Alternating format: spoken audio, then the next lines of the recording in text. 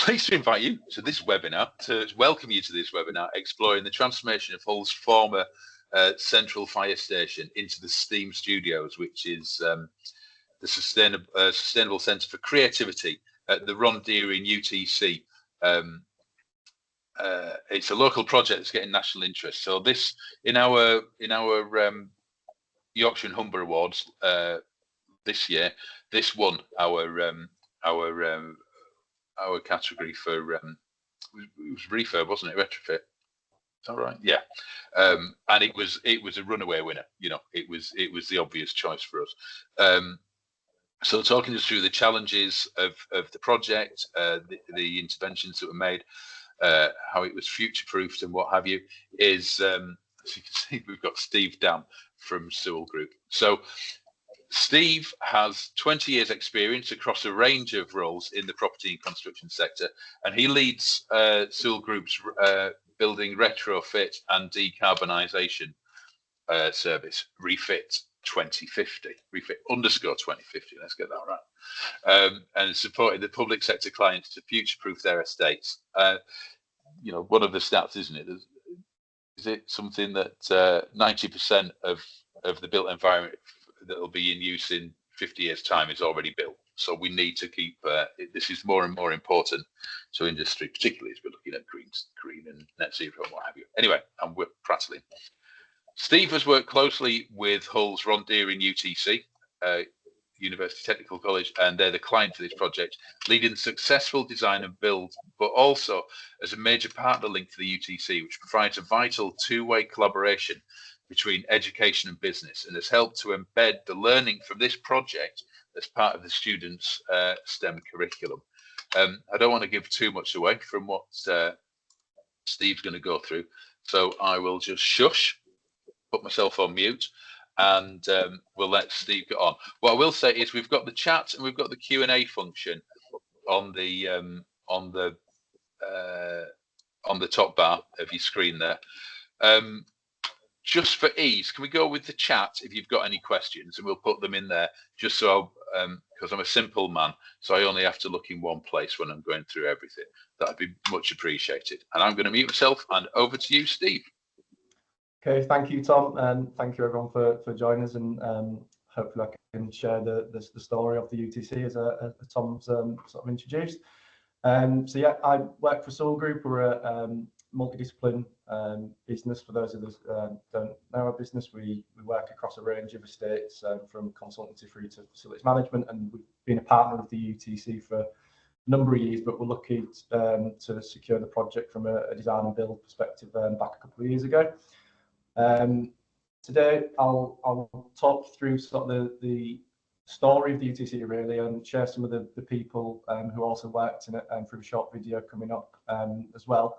But really to look at the topics of whether we should be reusing, rebuilding, challenges around the retrofit process, some of the interventions that we made to that building, future proofing, and also the idea of this learning resource, and something that we've really taken away from working with an organisation such as the University Technical College. And for those that you haven't been aware of that model of teaching, it'd be worth really investigating further from apprenticeships and that type of approach. So yeah, before I get into some of the technicals, I thought I'd share some of the stakeholder and partner sort of story, just a bit of context to what the building is, why it was needed, and sort of the vision for it in a short video. So there you go. Yeah, so a bit of an overview there, sort of start to finish, in the purpose of why the UTC came to be in that particular sort of area. But from the perspective of reusing or rebuilding, this particular site and building goes back to sort of mid-Victorian times. It was initially a police headquarters, and it has gone through a whole series of developments as a site, becoming a fire station sort of towards the later part of the 19th century. It had suffered extensive bomb damage at World War II, which you see at the lower left-hand picture, and it managed to be retained as the central headquarters for the local fire service up until about 2017, 2018, when it became a storage facility for the City of Culture Works. The building itself was located behind the existing Ron Deering College, so sort of right location for the college and their success to expand into, but it posed a number of challenges, you can imagine.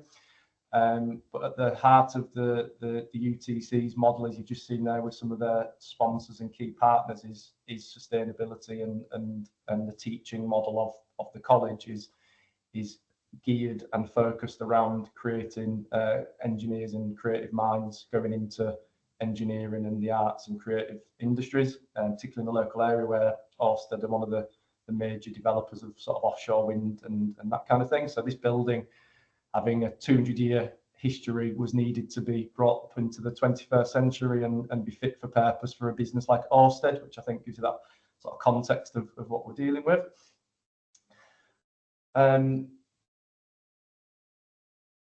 I think Tom stole this one from me in the intro, unfortunately. Would say, yeah, the 80% of the buildings that we will use in 2050 already exist today, which is a stat that's sort of running around the corridors of sort of people who are looking at this industry at the moment. I think in this particular instance, and this picture here is the exact site that the college has been developed on. It shows sort of the number of buildings that have been lost over the years, if anyone knows the area. But from a perspective of a teaching model, it needed to provide a modern fit for purpose building. I'll only touch on some of the benefits perceived of reusing a sort of heritage building such as this, but it was in a conservation area, what was left of sort of a number of historic buildings, but it was in an area that was designated as a conservation zone. So there's an obvious community benefit of bringing that building back to life. Economically, the area is sort of on the fringes of a city centre. It is in need of development, and the building had stood empty for a number of years, probably about 4 or 5 years, as the fire service had moved to a sort of more purpose-built facility on the edge of the city. Then this growing environmental awareness of reusing and repurposing existing buildings, particularly over the last 4 or 5 years, sort of the knowledge base in industry has really moved on, and just wanted to touch on that briefly before we sort of go into some more of the technicals. Appreciate many people might see in this sort of stat, but the put simply, not building anything is the most effectively recognised way of not contributing carbon. It sounds an obvious thing to say, but by doing nothing, you know, the biggest opportunity for environmental benefit is in that first phase of deciding not to do a building in the first place. So much attention is placed on the operational side of things, you know, retrofitting renewables and green technologies. But by the time the building's already up and in use, you know, that opportunity in effect from a whole life environmental perspective has been lost. And a reuse of a building is recognised by 80% efficient in terms of reusing what's already there. The biggest contributors to some of the environmental problems from a building are in the foundations and the structure of a building. That's where most of the embodied carbon sits, and that's kind of why reusing and repurposing buildings in embodied carbon terms and environmental terms is seen as a growing benefit. So embodied carbon, sort of an area of industry that we're only just starting to sort of get into, but I'd recommend if people can take something away to start looking into that in a little bit more detail. I won't sort of dwell on that one. We did an embodied carbon study on this project, working with some of the students and a specialist assessor. Gives you quite a really simple high-level view of the impact of retaining a building such as this one, and this was exactly modelled on the fire station. So compared to building that building new, we've saved in embodied carbon terms approximately half of the new build equivalent. So over a lifetime of a building, that's a huge amount of energy to recover, say by putting in solar or heat pump type technologies. But it's also equivalent to about 1 million miles drove in a car around a standard car. So 1 million miles of carbon in real terms is what repurposing that building saves the environment versus building it new. It would be unfair to say, the environmental aspect was the only reason that building was selected. It was probably in the right place at the right time in terms of the reason it was there, but I think there's a growing awareness of that side of things. Chapter 2 then, so into the challenges of what we faced and some of the things around the retrofit sort of side of this particular project, because when it comes to making a building of this nature sustainable, it is a real challenge. And a lot of the industry, particularly on a sort of delivery phase, will tell you that it can't be done in a building of this sort of nature and age and condition. The building itself is of local interest. It wasn't listed, but it was in a conservation zone. It also has a basement, which in Hull is quite unusual. About a couple of 100 metres from the river and well within flood zone, so it wouldn't be allowed sort of as of today without serious other considerations. The project was publicly funded. It's a DFE self-delivery project, and it was sort of modelled at the back end of the sort of COVID inflationary sort of time period. So there was some really serious challenges around affordability, particularly in sort of getting all those additional sustainable elements in play. But support of it was really, really high. So go back to that community benefit. The project had nothing but support to bring it back into use as a facility. It had been sat empty for a number of years, and it was effectively degrading on the site that it was on which it occupied. Share with you some of the sort of the initial condition aspects and some of the sort of heritage elements that we uncovered. So a number of contaminants and asbestos-lined materials in there. This was sort of the condition at the front before it was reoccupied. And if there's any engineers on the Teams call, it'd be useful to understand what that actually was. But it was sat in the basement under 2 inches of water, and it had obviously been pumping something out at some point in the past. But needless to say, it was pretty redundant.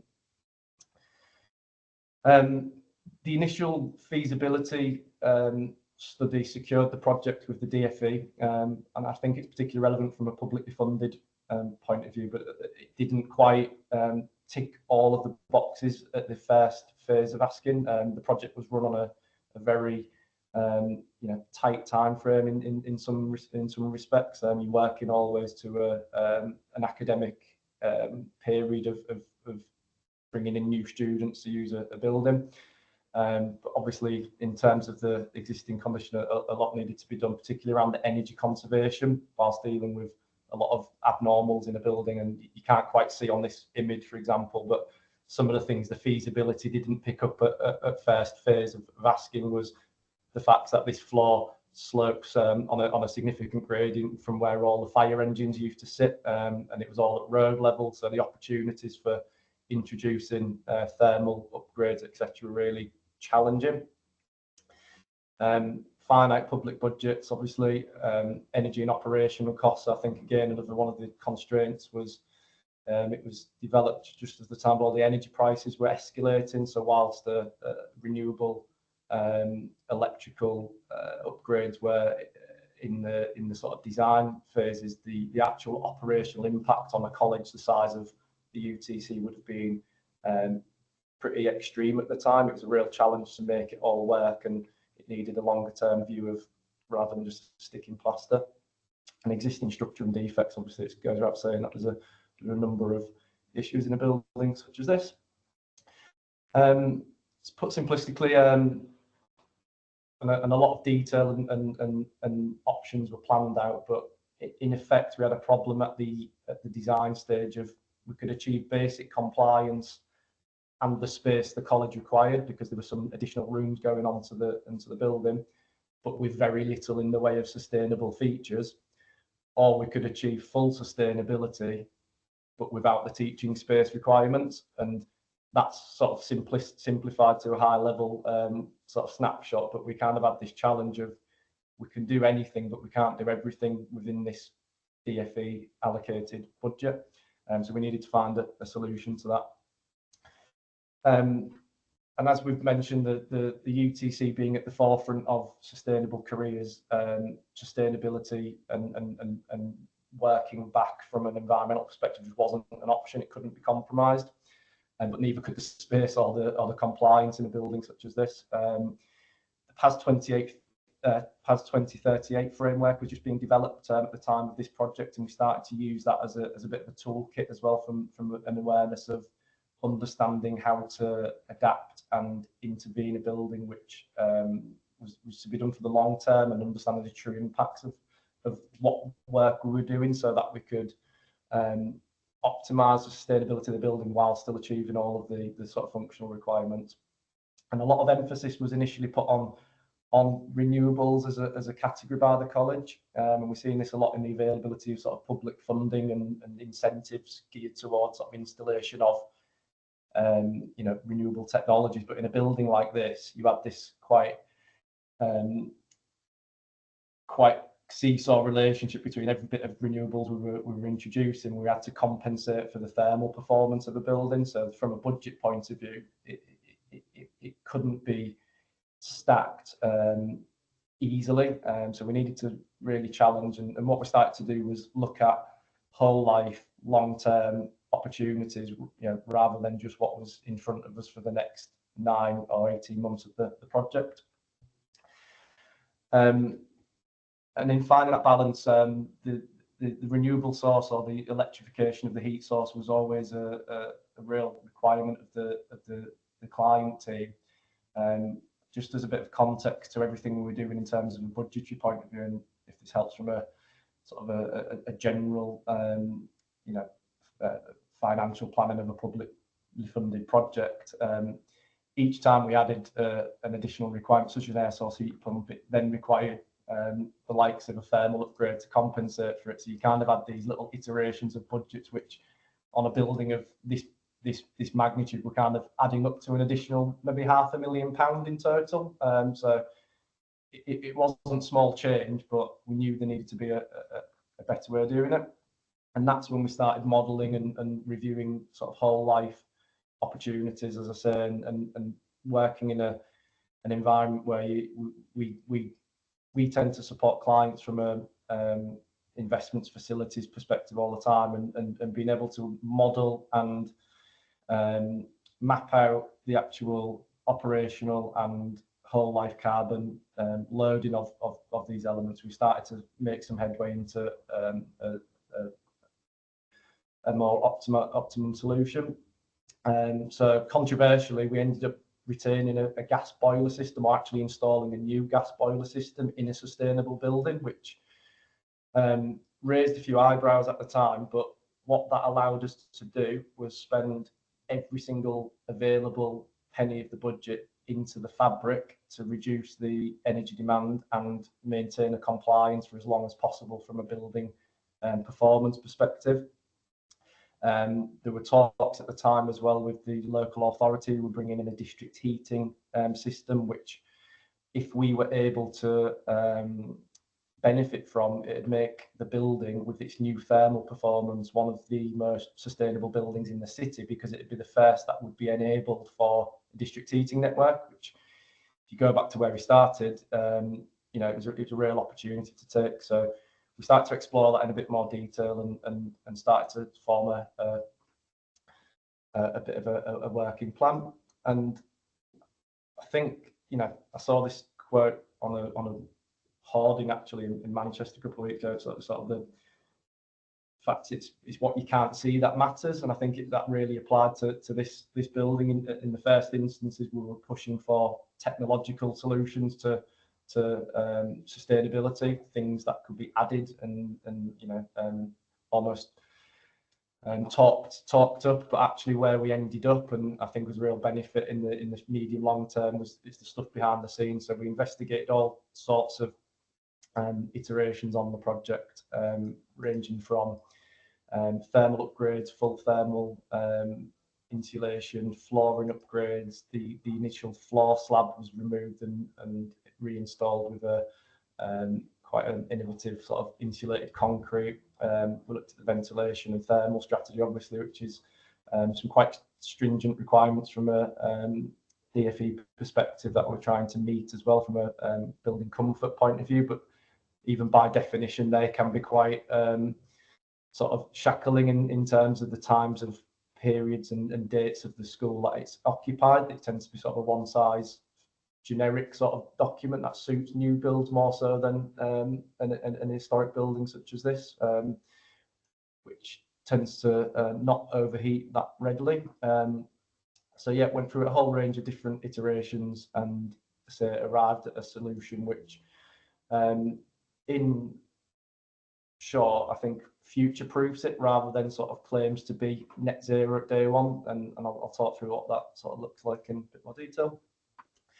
So say gas boilers were installed to reduce in the knowledge that the heat demand of the building would be sort of reduced to its minimum possible. That was on the very strict proviso that we would be enabling this building for things like district heating and renewable heat going forward. And I say this sort of seesaw effect of if we'd have put the renewable heating or the electrification of heat in day one, we probably wouldn't have been able to afford the thermal upgrade. So you end up having to overcompensate in one area, which is a real hidden consequence. And I don't think it's appreciated by client teams or necessarily build teams, maybe some more engineering side of the disciplines, but it's kind of a conversation that doesn't happen enough in a refurb scenario. So the building was the first in the city to be optimised from a district heat perspective. It's got a plant and pipe sizing that's already district heat ready, and we can also develop the electrification of heat source as well, because all of the plant is optimized and ready to sort of plug on at a point in time. See there sort of the full roof replacement for its second or third time in its history, looking a bit sort of better than it when it was blown off.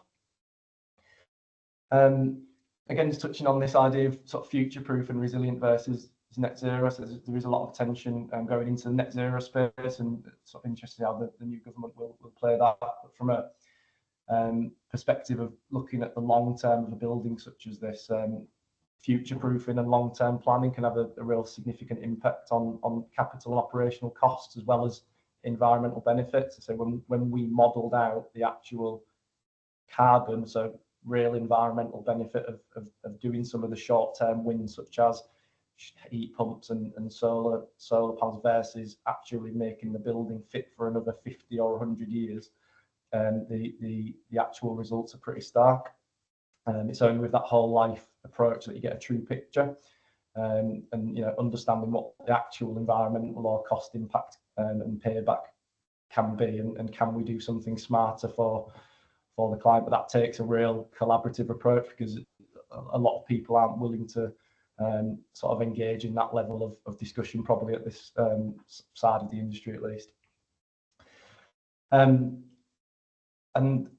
one of the key takeaways that we took away from this project, which we really like to show, is the sort of idea of an ongoing learning resource. So the UTC are a really innovative and forward-thinking educator. They've got very strong business links, and we've been a major partner for a number of years. But we, obviously working on this project has probably transformed the way that we engage as well.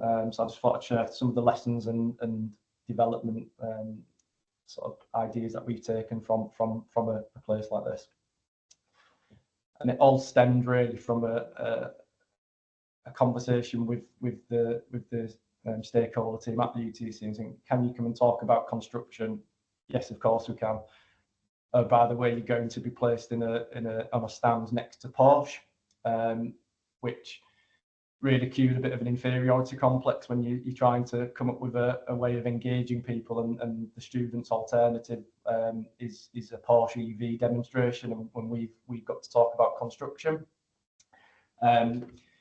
and the use of and how you entice sort of young engineers and creative thinkers to sort of start thinking about our industry and how we can move the conversation on from sort of being a place where you ended up, if you didn't listen at school, towards a career that is comparable in engineering and green skills terms as an EV company. It really got us thinking, because in some ways Porsche turning their car to EV is no different to construction turning its way towards decarbonisation, net zero. It's the same challenge. It's a performance challenge. And when we put that back to the college and started to talk in terms of performance management and digitisation and actually visualisation of what we're doing, a lot of pennies dropped, I think, on our side, but also on the learners and the educators side of this problem is ours to solve. And I think as an industry, it's a really big opportunity. So we've worked really close with the UTC.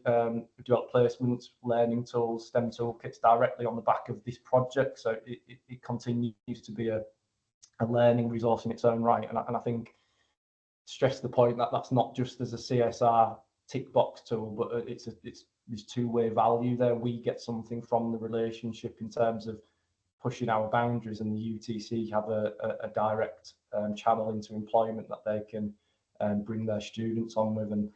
And we had two students in particular who joined us, who were students at this college, and I'm going to share sort of their views of the industry and the placement on the back of this process, which I'll do now. So Aoife and Finn, 15 years old, 16 years old, within 3 days of engaging in this project and in the digitisation and in digital twin forms, etc., they were talking competently about the need and use of things like the golden thread, building compliance, building fabric and performance lines, which is kind of conversations that we continue to struggle to have in our own industry. And it kind of shows you, if you can engage at their level and with interest, what you can achieve maybe. So I'll just share their story now.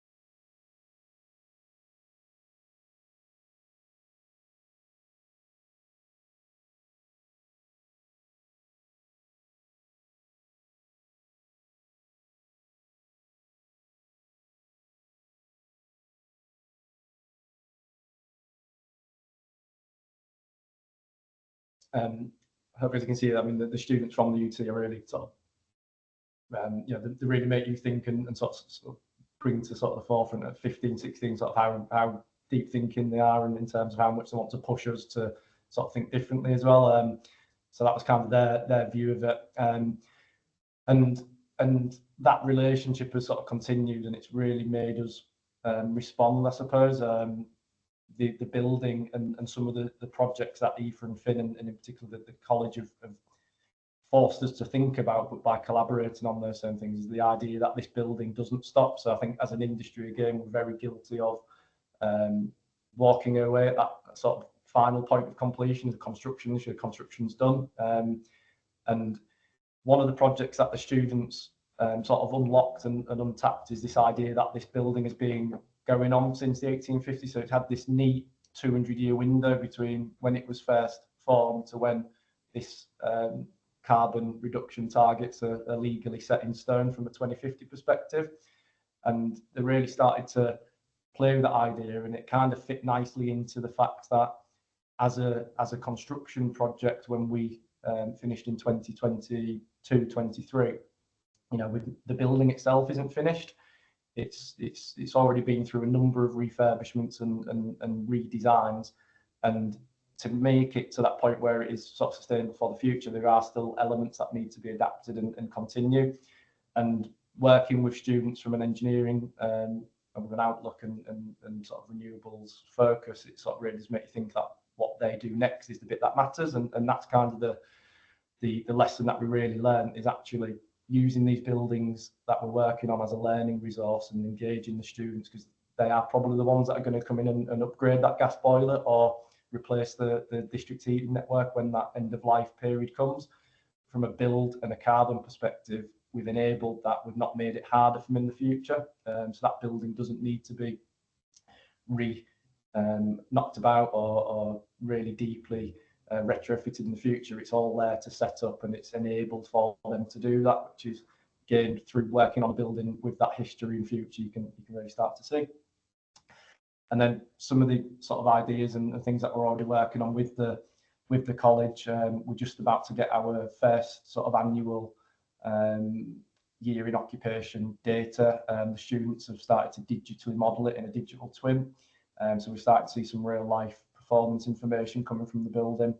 They're starting to integrate, and I think it was touched on one of the videos, that the idea of where they're applying their creative sort of thinking alongside engineering. They're starting to apply IoT technologies, smart sensors across the building to actually start producing their own curriculum feedback, and they'll actually use that as a live sort of sandpit for themselves to progress their own education and careers on, which I think is a really eye-opening thing for us to see as industry, because they're at the sort of cutting edge of that stuff, and it's only through a bit of engagement that we can really unlock the benefit of where that building's going. I think so that's a project that I'm personally invested in, sort of seeing where it goes as well.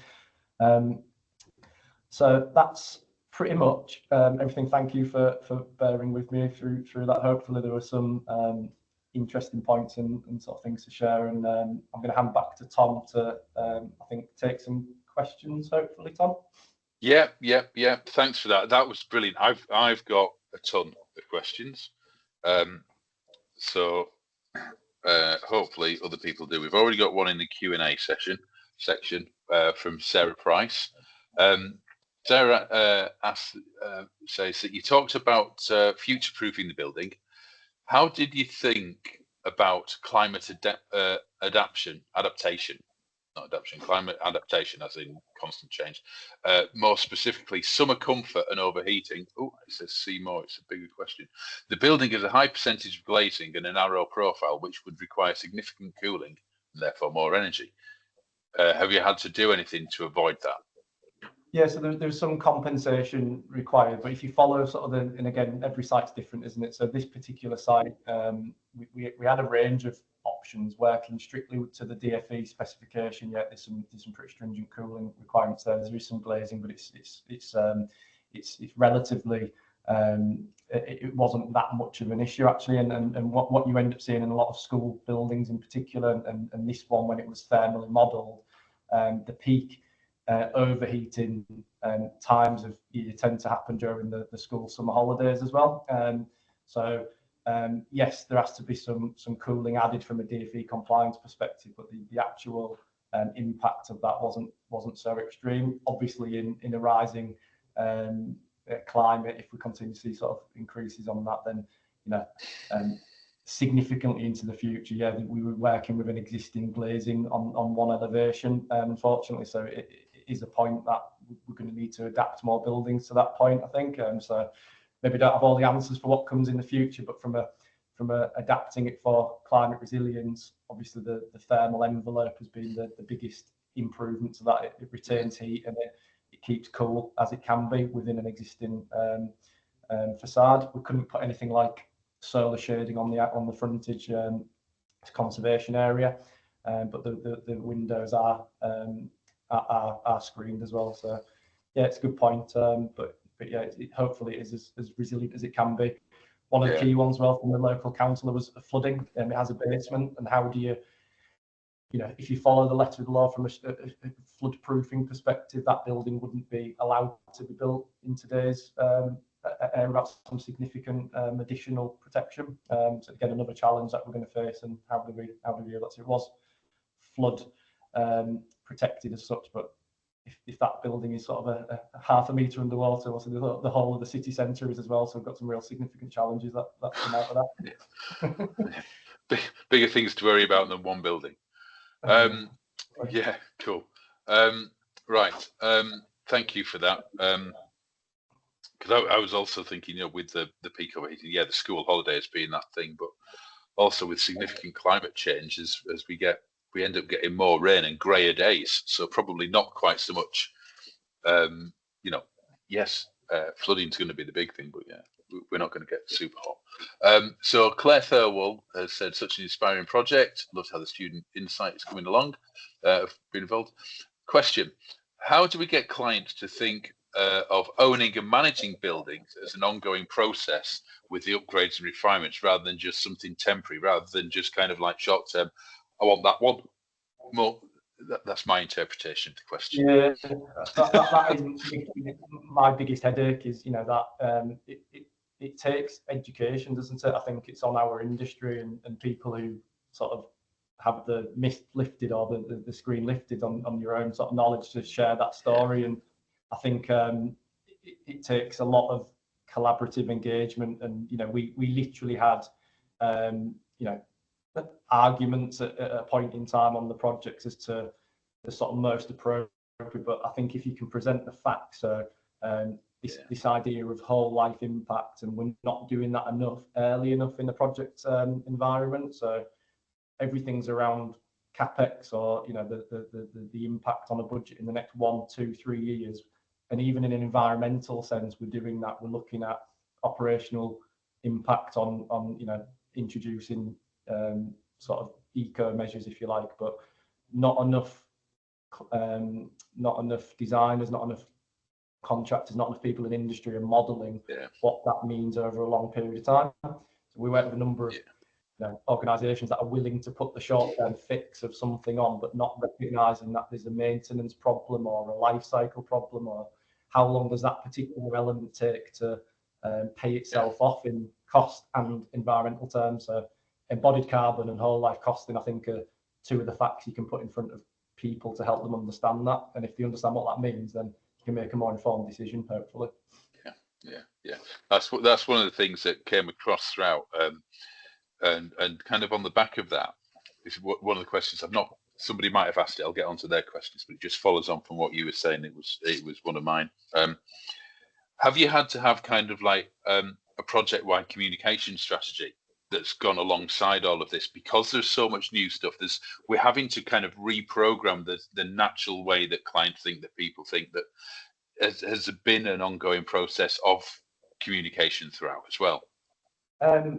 Absolutely. I think as a business, we engage customers naturally, I think, and I think some of it comes down to not overthinking these things and actually just throwing yourself into collaborating with a client as well, because I think that's kind of where a lot of the best conversations have come from in this, from a student engagement perspective, but also from a willingness to share ideas across the table with the client team as well.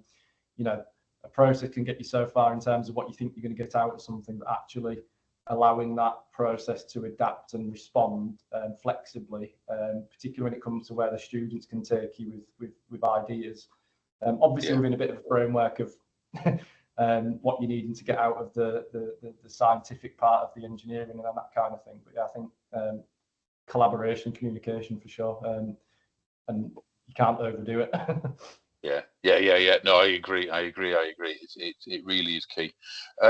So back to on a different tack and to the latter end of the presentation when we talk about the post occupancy period. Actually, that was one quick question before I get on to Ashvin's question. What is the contracted post evaluation period that Sewell is staying with the job for? Is it kind of a soft landing scenario? Yeah, in this one, so this one just fell on the other side of the latest DFE Spec 21, which is a new that contractually requires you to stay in post occupancy. So contractually, the answer's nothing, I think, other than sort of defects. However, we are a partner of the UTC, so that relationship never stops in any place. And also, we have the benefit of being the facilities manager on this building. Brilliant.